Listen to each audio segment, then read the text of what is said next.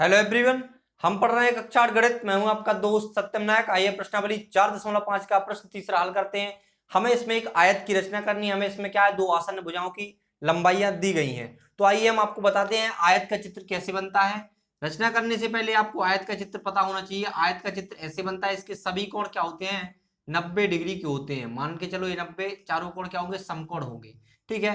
अगर दूसरी बात इसमें बोला जाए तो इसमें क्या दी है, दो आसन्न भुजाएं। आसन्न भुजाएं क्या होती है, जो अगल बगल की भुजाएं होती हैं। ठीक है। तो मान के चलो ये आपका 5 सेंटीमीटर दिया गया है, आपका 4 सेंटीमीटर है। और आपको पता है आयत की जो सम्मुख भुजाएं होती है उनकी बराबर माप की होती है। मान के चलो ए वाली भुजा के सम्मुख क्या है, ए वाली, इसके सामने क्या है, ए वाली। तो ये 5 सेंटीमीटर, तो ये भी क्या होगी, 5 सेंटीमीटर। ए 4 सेंटीमीटर, तो ये भी क्या होगी, आपकी 4 सेंटीमीटर ही होगी। तो आइए हम रचना करते हैं। सर्वप्रथम हम इसको कोई नाम दे देते हैं। आप पी क्यू आर एस आप नाम दे दीजिए, पी क्यू आर एस। तो सर्वप्रथम क्या करेंगे, एक क्यू आर बराबर एक 5 सेंटीमीटर की रेखा खींचेंगे। क्यू आर बराबर 5 सेंटीमीटर की हम एक रेखा खींचेंगे यहाँ पर।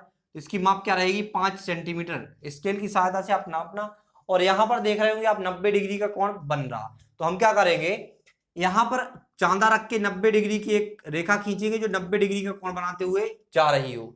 90 डिग्री का कोण बनाते हुए एक रेखा जा रही हो, ऐसी रेखा खींचेंगे हम। यहाँ पर 90 डिग्री होना चाहिए। ठीक है। उसके बाद यहां पर हमने नाम दिया Q, यहां पर नाम दिया R। यहां पर आपने इतना कर लिया। इसके बाद आपको क्या करना है, R बिंदु को केंद्र मानकर यहां पर भी चांदा रखना है और 90 डिग्री का कोण बनाते हुए एक रेखा खींचनी है। तो ये काम कर लेना आपको। इसके बाद आपको पता है कि ये 4 सेंटीमीटर, तो ये भी 4 सेंटीमीटर ही होगी। और ये 5 सेंटीमीटर, तो इसकी सम्मुख भुजा भी 5 सेंटीमीटर ही होगी। तो यहां पर हम क्या करेंगे, हमें अगर P बिंदु चाहिए तो P तो यहाँ है। समझने के लिए चित्र बना लिए थे हमने पहले कि Q यहाँ पर होगा तो P यहाँ पर, R यहाँ पर, तो S यहाँ पर। ठीक है। आप ABCD भी नाम दे सकते हैं। तो अगर हम P बिंदु निकालना चाहें तो हमें Q बिंदु से कितना चलना पड़ेगा, 4 सेंटीमीटर। तो हम क्या करेंगे, इस प्रकार लेंगे और प्रकार की सहायता से Q बिंदु को केंद्र मानकर एक चाप लगा देंगे 4 सेंटीमीटर पर, इस वाली रेखा पर। तो Q को केंद्र माना और 4 सेंटीमीटर पर हमने यहाँ पर ऐसा चाप लगा दिया। तो जिस, देखो जहां पर ये चाप इस रेखा को काट रहा हो जिस बिंदु पर, वहां पर आपका P बिंदु हो जाएगा। और वही हम यहां पर भी करेंगे कि R बिंदु को केंद्र मानकर, क्योंकि हमें R से 4 सेंटीमीटर चलेंगे तो हमें क्या प्राप्त होगा, S बिंदु प्राप्त होगा। तो हम क्या करेंगे, R बिंदु को केंद्र मानकर 4 सेंटीमीटर का एक चाप लगा देंगे इसी रेखा पर। तो जो यहां कहीं इसको काटेगा, यहां कहीं काटेगा, और जिस बिंदु पर काट रहा, काटने से जो बिंदु बन रहा वहां पर हम नाम देंगे S। क्या नाम देंगे, S नाम देंगे।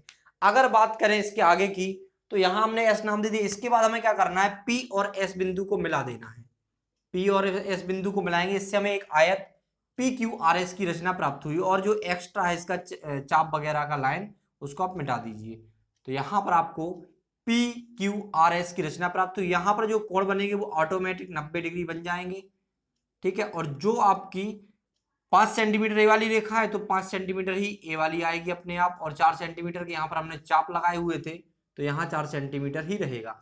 इस तरह से आप एक आयत की रचना कर सकते हैं जिसकी दो आसन्न भुजाएं दी गई थी। तो अगर आपको रचना के पद लिखना है तो रचना के पद आप बहुत ही सरल होते हैं, आप लिख सकते हैं। कैसे, सर्वप्रथम ने पी क्यू आर बराबर, या सर्वप्रथम ने एक रेखाखंड खींचा 5 सेंटीमीटर का जिसको हमने क्यू आर नाम दिया। उसके बाद Q को केंद्र मानकर 90 डिग्री का कोण बनाते हुए एक रेखा खींची। R को केंद्र मानकर 90 डिग्री का कोण बनाते हुए एक रेखा खींची। उसके बाद Q को केंद्र मानकर 4 सेंटीमीटर का एक चाप लगाया जो रेखा को एक बिंदु पर काट रहा है जिसको हमने P नाम दिया, तथा R को केंद्र मानकर 4 सेंटीमीटर का एक चाप लगाया जो रेखा को किसी बिंदु पर काट रहा है जिसको हमने S नाम दिया। इसके बाद हमें S, P और S बिंदु प्राप्त हुए। हमने क्या किया लास्ट में, अंततः या लास्ट में इसके बाद P तथा S बिंदु को मिलाया, जिससे हमें अभीष्ट चतुर्भुज PQRS की रचना प्राप्त हुई। या आयत, चतुर्भुज, आयत, आयत क्या है, आपका चतुर्भुज ही है, तो आप आयत भी बोल सकते हैं, चतुर्भुज बोल सकते हैं। ठीक है। तो इस तरह आपको अभीष्ट चतुर्भुज या अभीष्ट आयत PQRS की रचना प्राप्त हुई। इस तरह आप रचना के पद लिख सकते हैं। तो आशा करते हैं आपको प्रश्न का हल समझ में आया होगा। इसी के साथ हम आपसे विदा लेते हैं, मिलते हैं अगली वीडियो में अगले प्रश्न के साथ। Thanks for watching.